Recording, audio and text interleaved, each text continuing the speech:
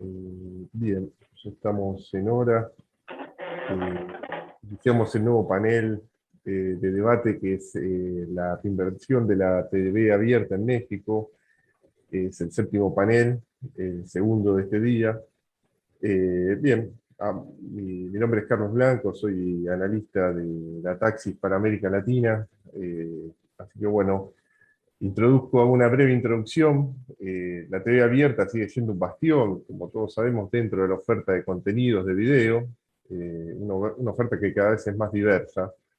Aunque los niveles de encendido de la televisión abierta se mantienen altos, el universo digital va ganando peso, ya sea como estrategia como negocio. Con un conocimiento más profundo de las audiencias, los broadcasters evidentemente se han vuelto más enfocados y más inteligentes. Como todos nosotros sabemos, existen diversos modelos de desarrollo en digital y hoy tenemos la posibilidad de conocer en detalle dos de los más exitosos de la región y que obviamente están basados en México. Me refiero a Televisa y TV Azteca. También nos acompaña Waymoka, que tiene una trayectoria en potenciar las estrategias de contenidos en redes sociales, y Kaltura, una especialista global en plataformas de video en streaming.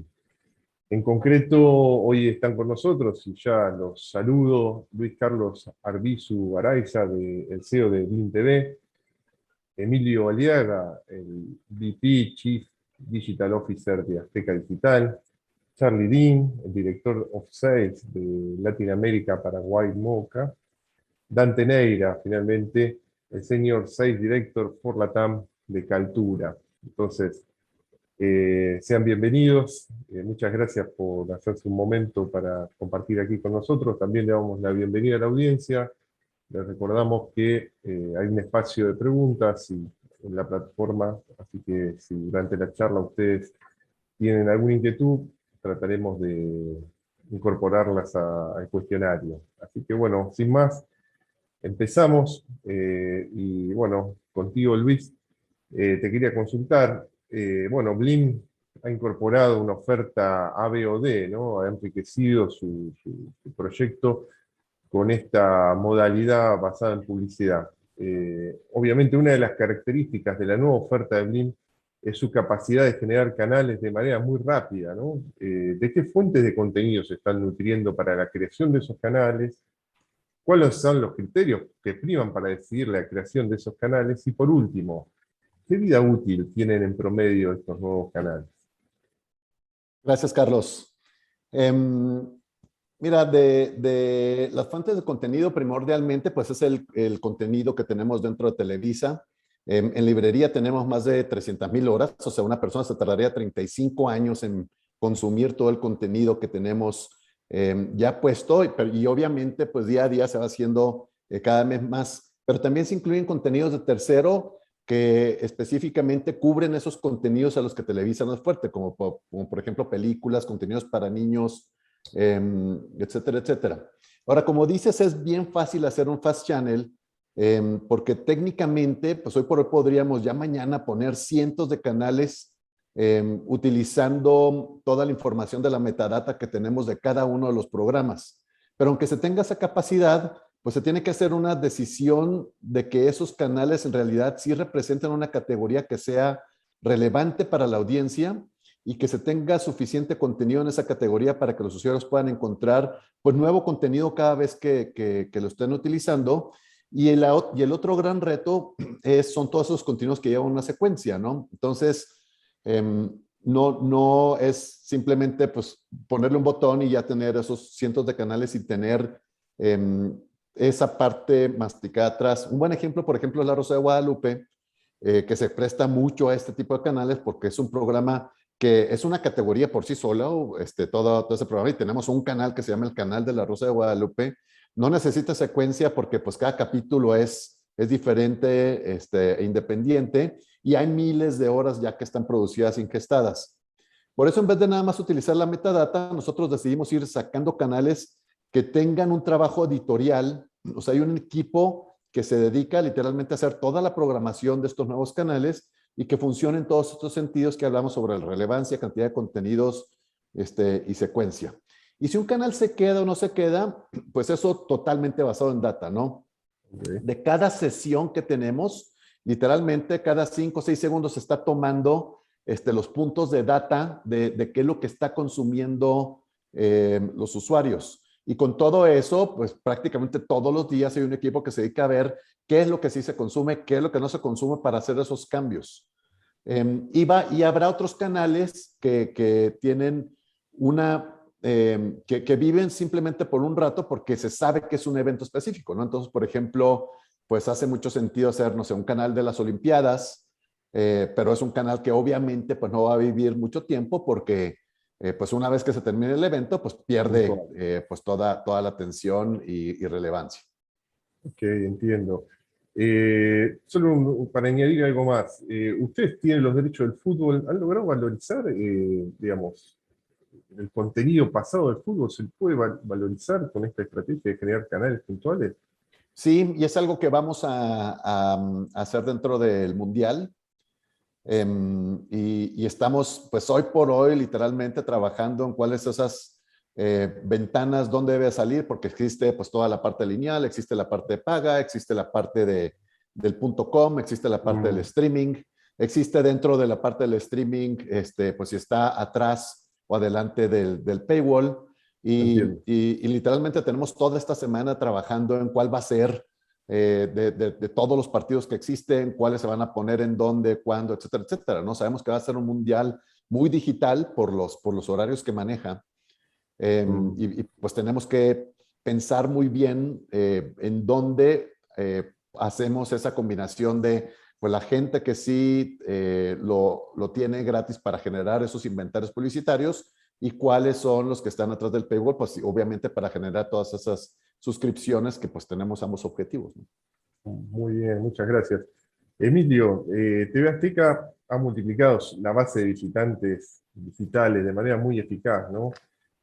Además, ustedes han incorporado la novedad de agregar socios estratégicos, ¿no? Que aportan una parte significativa de ese volumen.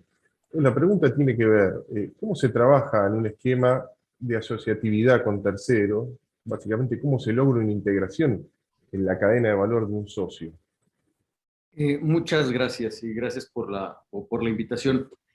Mira, hay en el tiempo, en los que llevamos ya mucho tiempo en el mundo digital, creíamos que la solución, o se creía que la solución era ponerse a crear verticales. Y cuando era el esquema de los portales, la gente agarraba y decía, bueno, voy a hacer un canal nuevo. Contratabas a un ejército de gente y tratabas de hacer una página nueva y tratar de que eso agarrara tracción, pues tardaba un par de años. Y la verdad es de que eso no en pocos casos daba frutos. Y una vez que empezaba medio al despegar, decidían cerrarlo, porque al final de cuentas no había sido un negocio, ¿no? Y así han desaparecido muchos de las empresas y de los contenidos. Sin embargo, se han hecho otros medios y ha habido otras partes. Entonces, una de las cosas que nosotros hemos hecho es definir quiénes son esos socios estratégicos que complementen nuestro valor, complementen nuestra audiencia, de tal manera que podamos hacer un acuerdo en el cual sea dinero incremental, sea dinero en el cual unimos audiencias, unimos fuerza y logramos también conjuntar audiencias, extender nuestro contenido, hacer un extended reach hacia lo que tenemos. Porque hay dos cosas a la hora de que tienes que encontrar un socio estratégico. Hay dos funciones, uno que te dé un reach y otro que te dé frecuencia. Hay algunos que te dan reach y frecuencia, lo cual es muy bueno. Pero, porque si no, no tienes como, y todo esto, y creo que platicaremos mucho más, un poco más a lo largo de la presentación, pero todo en función de la personalización, todo en función de la data, todo en función de conocer mejor a nuestra audiencia y de poder ser mucho más asertivos. Nosotros tenemos una gran iniciativa con respecto a eso y lo que hemos hecho, hemos encontrado aquellos verticales y aquellas empresas que nos complementan, que nos ayudan a crecer, que nos ayudan a llevar nuestro contenido y donde podemos extender, como les decía, toda parte de nuestra audiencia y todos ganamos. Y la verdad es de que ninguno de nuestros socios estratégicos con los que hemos estado, tenemos socios para noticias, tenemos socios para deportes, tenemos socios para video, tenemos socios para salud y bienestar, ¿no? Entonces, y ninguno ha cancelado un solo acuerdo de los que tenemos con nosotros. Tampoco nos hacemos de muchos, son pocos, pero bien seleccionados, con los cuales realmente hacemos una relación y todos ganamos dinero. Es lo importante al final del día. Bueno, Charlie, el digital, ¿no?, trae nuevas posibilidades de negocios. Cada vez más la programación de las señales se apoya en el trabajo de las redes sociales, ¿no? ¿Cuáles son las claves para que una estrategia de video pueda resultar exitosa en redes? Estás con el volumen, has muteado tu micrófono. Ahí está, muchas gracias. Sí. Perdón, recién lo escuchaba a Luis cuando hablaba de 35 años de librería, contenido adicional, contenido secuencial, es decir, muchísimo contenido, más canales que viven por un rato, ¿no? Y yo digo, cuando vos tenés tanto y tenés tanta historia, tenés que salir a buscar la manera de poner la guía de televisión enfrente de los televidentes. Y también, recién lo escuchaba a Emilio, cuando decía que antes se creía en la solución de crear verticales, y ahora ellos buscan más socios estratégicos. Y yo creo que hay compañías que el tema data, ¿no? O sea, TikTok, cuando ustedes los ven a sus hijos usar TikTok y TikTok permanentemente les manda contenido que para ellos es relevante. O Pinterest, que no está tan de moda, pero hay que mirarla Pinterest, porque tiene un sistema de data y de inteligencia artificial para descubrir lo que a uno le interesa, muy interesante. Y después, bueno, por supuesto, Twitter, Facebook, Instagram, todos esos son una manera de llegar al público correcto, a donde el público correcto hizo opt-in.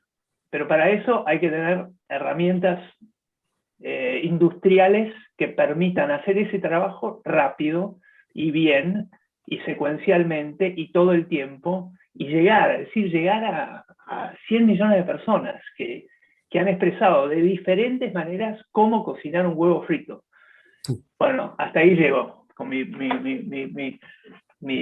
respuesta por el momento. Ok. Hace poco leía que en Brasil, ¿no?, que decían que el grueso del contenido de video, pues no recuerdo bien, pero hablan algo así como el 90 y pico % venía de las cadenas de televisión abierta, ¿no?, lo que se veía en video en redes sociales. Es un número bestial, ¿no? Y digamos, creo que debe ser ese porcentaje bastante similar al resto de América Latina. Les recuerdo a quienes nos están escuchando que tienen la posibilidad de, si quisieran, de hacer preguntas para incorporarlas en el cuestionario. Pasamos con Dante de Kaltura. También es claro que, digamos, el digital también comienza a ser una parte inevitable de la estrategia de negocio de los broadcasters como un complemento de su oferta de televisión en abierto. ¿Cuáles son las claves para un lanzamiento exitoso de una Cloud TV? ¿Qué aspectos tecnológicos requieren de una atención especial? Ante todo, gracias por la invitación y el panel. Bueno, yo creo que básicamente también, siguiendo con lo que Emilio dijo, la clave es tener un conocimiento del segmento de la audiencia digital que espere alcanzar, ¿no?, el ofrecimiento del servicio de Cloud TV, y tener una estrategia bien planeada, ¿no?, anticipando qué contenido se puede ofrecer en mano con un plan de negocios y mercadeo. Es decir, a su vez los KPIs para determinar el éxito y las características que se piensa introducir y probar en la primera etapa, diría. Toda la información ayudaría, ¿no?, a descubrir los elementos para ver, experimentar y priorizar un servicio de Cloud TV. En términos de tecnología, cualquier broadcaster o compañía de tecnología que quiera alcanzar sus metas para compartir, creo que efectivamente el mercado necesita proveer una excelente client experience, experiencia cliente, que sea consistentemente y que se adapte a los requerimientos de esa audiencia y formas de consumo de ese contenido. Es decir, ahora mismo en México, por ejemplo, el 60% de la población, de los últimos datos que tengo, no tienen banca. Es un dato muy interesante. También la flexibilidad y cambios, y la elasticidad para crecer con partes vitales de la televisión hoy en día.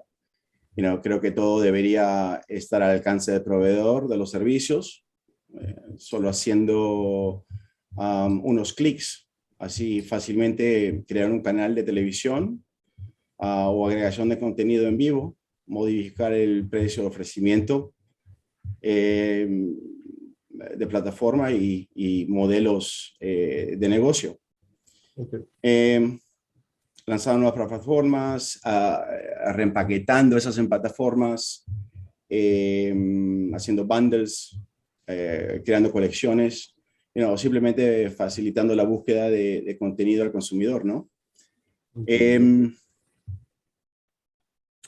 Creo que trayendo la interacción al cliente, un consumo de multiplataforma, agilidad de la OTT y la posibilidad de ser escalable, robusta y la capacidad de personalización de los pay TV tradicionales. Bien, te agradezco. Seguimos con Emilio. Esta es una consulta más sobre cómo estás viendo el mercado en general, ¿no? El ecosistema de video se está poblando de nuevas plataformas, ¿no? Esto es algo que vemos todos los días. Algunas de ellas están vinculadas a los grandes estudios internacionales. Entonces hay un entorno de plataformas por suscripción de video que ya está saturado y muchas de ellas ya están planteando la posibilidad de saltar a modelos AVOD basados en advertising. Entonces la pregunta es, ¿cómo hacen los broadcasters de aire para destacar sus contenidos ante esta multiplicidad de ofertas, ¿no?, en el digital? Muchas gracias. Creo que es una muy buena pregunta. Efectivamente, yo creo que hay muchos jugadores, ¿no? Ahora, todos esos jugadores son muy grandes. Son muy grandes. Es diferente este fenómeno a los que hemos tenido en otras ocasiones, en las cuales hay muchos jugadores pequeños o medianos que tratan de estar, y de repente pues acaba habiendo una consolidación, ¿no? Acaba habiendo una consolidación en la cual quedan unos cuantos. Y eso pasó en la televisión, ¿no? En algún momento en la televisión, la parte de los bancos. Había, si tú recuerdas, ¿no? En 1910, 1920, en México había casi 1000 bancos, ¿no? Y de repente hubo una consolidación en la cual agarraron y quedaron 20, ¿no? O quedaron 30 y después quedaron 20 y después ya volvieron a crecer a unos pequeños. Hay un momento en el cual el mercado mismo te va ajustando o va viendo una serie de fusiones, ¿no? Que te van haciendo más grande y te van haciendo más. Sin embargo, yo creo que en el mercado de SVOD es un mercado en el cual todos los players que están son players muy grandes. O sea, esos de los que traten, es como cuando tratamos de decir, oye, bueno, plataformas, hace unos años, plataformas OTT, ¿no? Que ya hoy se oye hasta de modé el concepto, pero empezaron a abrir miles y miles, y cada uno que podía hacer algún acuerdo de contenido o conseguir una librería, habría una nueva, y la verdad es que muchas de esas pues, ni se conocen, y muchas de esas desaparecieron, ¿no? Y algunas se han de haber consolidado. pero quedan unas cuantas. Entonces, yo creo que el mercado de SVOD es una pelea de contenido, se va a hacer una pelea, se va a hacer también un play muy importante en los fans y en las audiencias. La gente va a ser selectiva y todos van a tratar de darte un contenido nuevo cada semana, tratar de hacer estrenos. Las librerías siguen siendo una parte muy importante, pero la gente, muchos de los motivos por los que van por el contenido nuevo que va saliendo, ¿no? Esos son como los eye-catchings que van teniendo. Entonces, creo que eso va a ser. Ahora, como broadcaster, es un reto, efectivamente es un reto. Los broadcasters, ¿qué es lo que hacemos? Nuestro contenido que tenemos lo sindicamos y lo ponemos en cada una de las plataformas. Entonces, en casi cada una de las grandes plataformas, tanto de AVOD como de SVOD, está nuestro contenido. Y cuando te pones a ver los reportes, acaba teniendo una gran aceptación. Entonces, contestando parte de la pregunta, una de las respuestas es, sí, nosotros participamos y nos unimos a cada una de ellas porque sindicamos como un player importante en la producción de contenido, la sindicamos y la ponemos. Entonces, tenemos un piecito ahí de lo que pasa. Y la otra es, pues efectivamente, como lo platicamos en la pregunta anterior, nosotros desde muy pronto detectamos también que teníamos que estar en el mercado de AVOD. Y ahí es donde hicimos una de nuestras alianzas estratégicas, la hicimos con Tubi, que es una plataforma de AVOD gratuita. En Estados Unidos lo compró el año pasado como parte de esa consolidación, lo compró Fox. Y nosotros los trajimos a México antes de la compra, ¿no? Nosotros empezamos a platicar desde 2019 con ellos. Y entonces, en 2020 fue cuando ya anunciamos que veníamos y salimos al aire en junio del año pasado.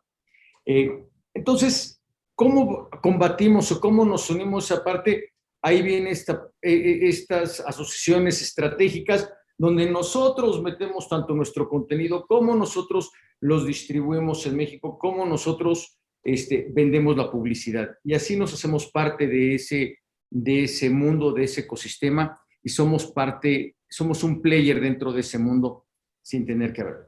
¿No? Ok, bien claro. Luis, hay una característica que tiene Blim, que tienen ustedes una presencia tanto en la oferta de video online por suscripción, y también tienen esta oferta basada en publicidad. Digamos, ¿qué características definen a cada público que usted nos pueda compartir, resumir? Y si usted logra identificar puntos de encuentro entre los dos tipos de audiencia.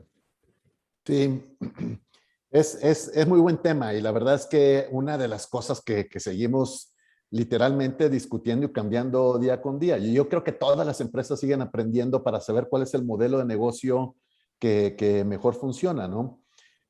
Para algunas personas es suficiente no tener anuncios para pagar una suscripción, para otras no, y necesitan contenido. Y todos están probando cosas diferentes, ¿no? Tenemos un Hulu en donde tú siempre vas a tener anuncios, pero si quieres menos anuncios, paga menos. Tú tienes un Peacock en donde ellos dicen, voy a poner todo el contenido, la única diferencia va a ser que uno sí tiene anuncios y el otro no. Tienes algunos otros en donde guardan parte de su contenido premium para que esté atrás de el paywall. Tienes, no sé, a otros que intentaron la parte de Quibi, por ejemplo, que dijo, no, pues vamos a hacer algo, pero que sean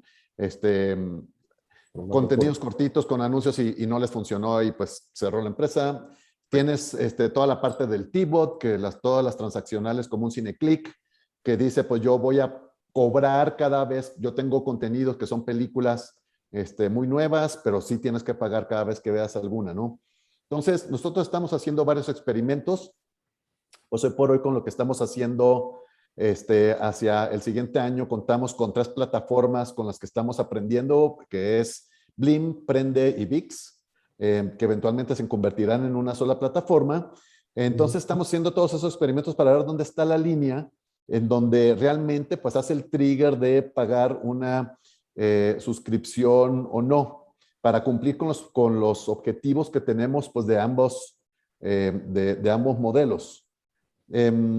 Por ahora, una buena parte de la apuesta va a ser que pues sí vamos a tener contenidos, porque nosotros no habíamos hecho contenidos exclusivos para digital. Pues prácticamente todo lo que se hacía en la empresa pues sí tenía una ventana para la parte de televisión, y ahora ya sí se está trabajando para sí tener esos contenidos que sean únicamente digitales, y ver si eso se pone detrás del paywall y poner todo el tema de librería antes del paywall. Pues un ejemplo de esto es, por ejemplo, la película Coati, que es una película animada para niños. Le hicimos la alfombra roja en Miami la semana pasada, que ahorita está en cines. Ahí en Estados Unidos le está yendo muy bien, y muy pronto la vamos a tener exclusiva por Blim. Tiene, las voces son Marc Anthony, Sofía Vergara, y está muy bien la película, y con eso vamos a empezar también a ver y poner en diferentes tiempos atrás del paywall y adelante del paywall, y ver cómo se comporta, ¿no? Para tener pues todos estos, pues casi ya 2 meses que nos quedan en el año, y tomar esas decisiones de cuál realmente es el modelo con el que queremos salir una vez que tengamos una sola plataforma para todos los servicios.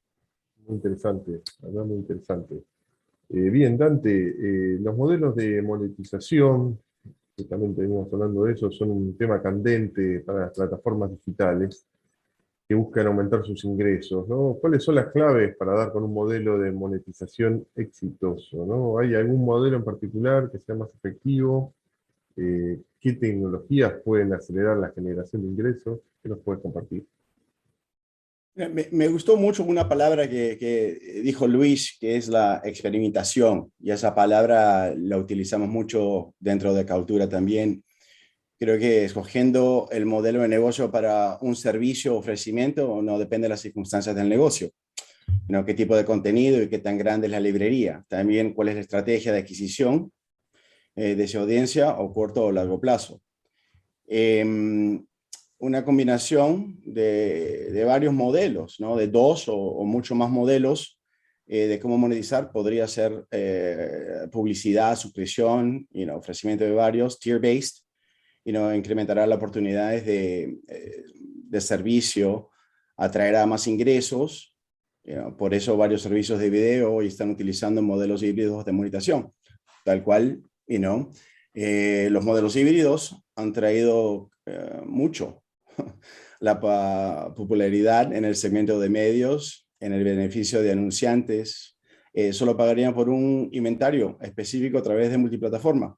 Eso creo que es muy bueno para los owners of content. Y finalmente, de compañías de medios atraerían aprovechando el verdadero coste de su contenido para agregar más ingresos. Desde un punto de vista también tecnológico, que es donde viene Kaltura, teniendo la flexibilidad y poder experimentar con la optimización y ajustes, como le decimos acá, llave en mano. Esto quiere decir que podría experimentar, como decía Luis, con múltiples modelos de AVOD, SVOD, Free Premium, PP, Pay TV, etcétera. Múltiples modelos de suscripción, formas de pago, wallet, etcétera. Ofertas de paquetes de contenido también en el micro bundle. Así que definitivamente estamos en línea con eso. Bien, muy bien. Charlie, y la consulta tiene que ver con la pandemia, ¿no? Hubo muchas restricciones, la obligación de trabajar de manera remota, ¿no? Explotó una demanda que surgió y que no estaba prevista. Digamos, en el caso de las señales que tienen un trabajo en vivo, se alteran totalmente los flujos de trabajo. ¿Qué posibilidades se abrieron para una empresa como ustedes, como Waymarka, en ese contexto, ¿no? ¿Cómo ayudaron a resolver eso? Fue alucinante, la verdad. Nosotros tenemos en Waymarka se empieza por por la salida, por el output, y desde el output se crea un montón de contenido. Al hacerlo así, lo único que hay que hacer es conectar un stream RTMP o HLS del encoder, de la salida en vivo, o de files, directamente un repositorio de files, y Webmoca va tomando, y los editores con una pantalla en Chrome pueden hacer edición muy rápidamente. Y entonces, ¿qué pasó? Hasta ese momento la plataforma era una plataforma más bien para hacer clipping y crear resúmenes y crear historias y hacer mejores momentos de un partido de fútbol. Y a partir de ahí se convirtió en una especie, en los últimos 2 años, en lo que nosotros llamamos el Digital Media Factory, que es efectivamente una plataforma de trabajo en la nube que cubre casi completamente el workflow de trabajo de una operación de producción y postproducción. ¿Y por qué es relevante todo esto? Porque a partir de simplificar, o sea, de dar vuelta a la pirámide y ponerla al revés, ¿no? Hemos logrado proveerle a muchas compañías grandes una plataforma que les permite hacer esa experimentación de la cual hablaba Luis recién. Porque la experimentación, si uno se limita a la calidad del streaming o a quién se suscribe más a qué, se queda corta. Porque al final del día, content is king and platforms are queen. Right? I mean, las dos cosas funcionan juntas, pero content is king. Y para hacer content, para experimentar, vos tenés que poder hacer cosas como, por ejemplo, tomar el live streaming, hacer catch-up TV, hacer repurposing de contenido, probar con SVOD y AVOD, hacer reviews, hacer replays, hacer resúmenes, hacer clips en near live, o sea, casi en tiempo real, hacer publicación inmediata multiplataforma, 10, 15, 20, 30. Ahora les voy a contar un cuentito cortito, pero publicar en formato vertical, publicar en formato cuadrado, hacer que la cosa sea interactiva, adaptativa, utilizar la plataforma OTT, crear contenido que automáticamente, usando la metadata, va a parar al repositorio correcto y está en la plataforma OTT inmediatamente disponible. Eso con las herramientas o con los workflows viejos es imposible. Literalmente imposible. En cambio, con lo que hace Webmoca, o sea, los workflows viejos tienen alrededor de 30 minutos entre que el contenido sale al aire y se publica en las redes. Eso es lo que nosotros conocemos trabajando con compañías como NBC Universal o Sky, o Altice, o sea, compañías grandes, o acá en la región ESPN Sur. Con plataformas modernas que funcionan de nube a nube, o sea, que están en la nube, toman el contenido que ya salió al aire, es decir, que está más o menos en la nube, sí. Y va a pasar a nubes a donde trabajan otras compañías, como por ejemplo Google o a Facebook, sí, o Twitter, sí. Todas están basadas en la nube. Ese tipo de workflow es mucho más eficiente. Y bueno, nosotros en nuestro caso la verdad que cambió todo, porque la gente trabajó desde su casa como si estuviera todo ESPN Sur en la parte de producción durante toda la pandemia tuvo que seguir y pasar de un día para el otro a crear contenido, a seguir operando como si nada hubiera pasado, y era todo el mundo desde su casa. Y bueno, en gran medida usando Webmoca, que era lo único que tenían a la mano cloud-based en ese momento. Así que, por ahí tenían algunas otras cosas, pero era lo principal. Ok, bueno, buena experiencia, buen relato. Luis, ustedes ya venís mencionando que están en un trabajo fuerte de consolidación, unificación de distintos canales y ya empezando a pensarlos como una sola cosa, ¿no? Digo, Televisa entiendo que trabaja hoy mismo en un identificador único para todos sus productos digitales. Digo, ¿qué ventaja va a traer o ya está trayendo el uso de esa herramienta? Ah, perdón, te quedó muteado. Perdón, No. eh, nosotros pues tenemos un ecosistema donde tenemos pues, literalmente decenas de sitios, aplicaciones, plataformas sociales, servicios de streaming, etcétera, etcétera. Y mucho de la manera como se comercializaba anteriormente todo el tema digital era algo que era muy parecido hacia la televisión, ¿no? Pues todo lo que se presentaba era, pues yo quiero salir en el programa de La Desalmada o de 40 y 20 o Familia de 10 o donde sea que, donde era muy contextual y decían, yo quiero salir en el sitio específico donde está la máscara. Y ahí es donde me quiero publicidad, porque así se comercializaba y mucha de esa comercialización era de la misma gente que normalmente compra el tema de televisión, que no necesariamente es la misma gente que compra la parte digital, y lo veían como una extensión de la audiencia que compraban por la televisión. Pero realmente el dinero publicitario digital no necesariamente está en programas, está pues en lo que llamamos audiencias. Para poder nosotros vender por audiencias, pues creamos lo que llamamos el identificador único, el Televisa ID, en donde pues puedes identificar que es la misma persona a través de todas las propiedades digitales que existen. Y con eso podemos ofrecer a los anunciantes una compra en donde se puede, pues puedes controlar el alcance, puedes controlar la frecuencia de todo el inventario de Televisa, comprando, en vez de decir comprando la desalmada, pues comprando pues gente que quiere comprar un seguro, que necesita una tarjeta de crédito, que es un auto intender o como se compra una buena parte pues de todo las campañas publicitarias digitales.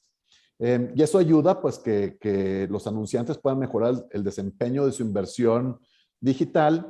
Y el siguiente reto que tenemos ahora es cómo le hacemos eso, pero ya juntando la parte lineal, ¿no? Cómo podemos realmente identificar que hay una persona que es la misma persona cuando le estás hablando en la plataforma lineal, en la plataforma digital, o son extensiones de audiencias reales que son las que tienen, ¿no?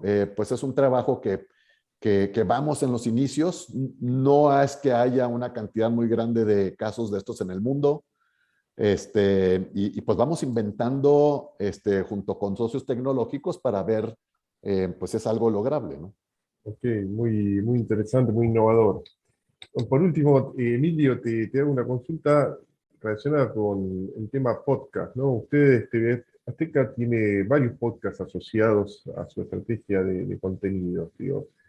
¿Nos puedes contar cuál sería el valor que aporta el audio digital dentro de la estrategia de contenidos de ustedes? Mira, el podcast como tal existe hace mucho tiempo, Exacto. hace muchos años. Me acuerdo cuando tenías que descargarlo, conectar tu iPod a tu computadora para meterte, descargarlo, ya lo tenías, entonces ya te ponías para escucharlo. Sin embargo, ha habido un gran boom, ha habido un gran movimiento hacia el podcast, hacia el audio en los últimos 10 años. Y lo que hicimos nosotros fue llevar todo nuestro contenido a todo el ecosistema digital. Y uno de esos buckets donde yo personalmente soy un gran fan, está la parte del podcast y la parte del audio, donde desdoblamos en otro de los brackets uno de los, el contenido. Tenemos unos muy exitosos, tenemos unos de comedia, divertido, ligado con nuestro programa que se llama La Resolana, que estaba en el top 5 en Spotify. Tenemos algunos ligados con nuestros noticieros, detrás de la noticia. Tenemos otros con ADN 40. Tenemos de fútbol americano, tenemos uno que se llama El Ritual NFL, que en nuestra cobertura de fútbol americano le llamamos El Ritual, entonces lo desdoblamos hacia esa parte. Y aunque ya no llevábamos los derechos de televisión del fútbol americano, el año pasado, seguíamos teniendo ya una audiencia muy grande que seguía siendo fan, donde veía toda esa parte adicional, ¿no? O sea, no es que cortamos un cachito de lo que ya se hizo y nada más lo metemos ahí, decimos que es un podcast, como pasa en muchos de los casos en la radio principalmente. Pero se presta para eso, ¿no? Nosotros los hacemos específicamente pensando. Entonces, y eso también va ligado con toda nuestra estrategia de expansión y de reach. El día de hoy tenemos más de 40 millones de usuarios únicos como parte de nuestra red, a los cuales alcanzamos, a los cuales tenemos comunicación, estamos al tanto. Y muchos de esos es ir tratando de llegar en las diferentes plataformas y los diferentes espacios. Acabamos de lanzar uno esta semana que se llama Lo que la gente cuenta, uno de los rubros que mayor afinidad tienen en México para los podcasts son dos, la parte de comedia y la parte de cosas de miedo, cosas de terror, historias y demás. Y tenemos un programa que acaba de salir una nueva temporada que se llama Lo que la gente cuenta. Y de ese estamos lanzando un podcast. Hicimos un anuncio, empezamos a promoverlo entre nuestras partes. Invitamos a la gente a que nos contara sus historias de terror, ¿no? Y en la primera semana tenemos 200 historias que la gente nos había mandado, ¿no? Entonces, de un producto completamente nuevo, de una división nueva en esto, porque no habíamos hecho nada de terror, habíamos hecho de otras cosas. Entonces, creo que es una parte que complementa muy bien, que hay un gran mercado para ello, y que es otra manera de conocer a nuestra audiencia, de interactuar con ellas y de siempre estar ofreciéndoles algo y a la vanguardia. Ok, genial. Una pregunta con respecto a los cuentos de terror. ¿La gente los manda hablados o producidos, o ustedes eligen y después le dan una Nosotros producción? elegimos. Nos lo mandan de dos maneras. Nos lo mandan escrito y nos lo mandan por audio. Entonces hay un equipo que lo está oyendo, los ve y de ahí los retomamos, le damos crédito a la persona que lo mandó, ¿no? Y teníamos nosotros unos armados nuestros, pero cuando invitamos, la respuesta fue sorprendente. Y siguen llegando, ¿no? Te hablo de los primeros 5 días en lo que lo pusimos, llegaron. Entonces ya seleccionamos, lo hicimos, iba a ser de 15 minutos, lo estamos haciendo de más tiempo, en media hora iba a ser una temporada más corta, la estamos haciendo más larga y reproducimos lo que nos cuentan ellos, ¿no? Qué bueno. Si me permiten, paso un aviso. Ahora el próximo 3 y 4 de noviembre vamos a estar haciendo un encuentro también virtual sobre el negocio de audio digital y sus puentes con el mundo del video, ¿no? Digamos, la radio, su reconversión hacia digital está incorporando mucho video y a su vez, como mencionábamos, hay mucho soporte de podcast para complementar programas. Aprovecho una sola pregunta, nos quedan solamente 2 minutos, son para Emilio y Luis. Nos pregunta Miguel Smirnov, nos consultas, ¿no sería del interés de todas las plataformas OTTs que haya una base de datos online donde figuran todos los títulos disponibles? Pregunta, ¿se puede conseguir un consenso para lograr esto? Digo, hay muchas veces, como decía Emilio, los contenidos están sindicados por distintas plataformas. ¿Cómo encontrarlos, no? Digamos, ¿hay alguna idea que se les ocurra? Luis, ¿por qué no empiezas tú? Yo acabo de hablar, así los dejamos descansar. Sí, y yo quería saber de tus historias, ¿qué porcentaje de las historias es de suegras? Pero vamos a pedir el reporte, pero seguro habrá alguna. Tengo 3 para aportar. 3 suegras, 3 ex-suegras o 3 historias. Nos queda solo un minuto. Perdón. Sí, obviamente una de los retos importantes que tenemos es toda esa parte de descubrimiento, ¿no? Lo que hablamos de que hay pues 35 millones de años de contenidos, más todos los nuevos que se van haciendo cada día, y uno de los retos que tenemos es cómo le podemos hacer para que en esa cantidad tan grande de estos contenidos la gente pueda de una manera fácil descubrirlos y ponerlos. Ahora, si quieren ver específicamente un sitio, porque yo no conozco de alguna esfuerzo que se esté haciendo entre empresas de contenidos para juntar en una sola base de datos, pero pues yo siempre que quiero ver de qué se trata de algo, me voy a IMDb, y No lo ahí quiero, y no reviso. quiero, digamos, porque aquí nos cortan del aire. Nos cortan, así que claro. sí quiero despedirlos y Pero te lamentablemente no contestó. llegamos. Te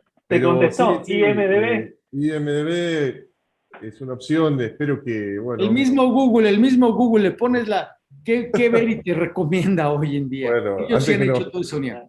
que nos quiten del aire, les quiero agradecer mucho por su presencia, por el apoyo que nos dan siempre y bueno, les dejo un saludo para ustedes y para la audiencia también. Muchas gracias por la invitación. Bueno, Gracias. Gracias.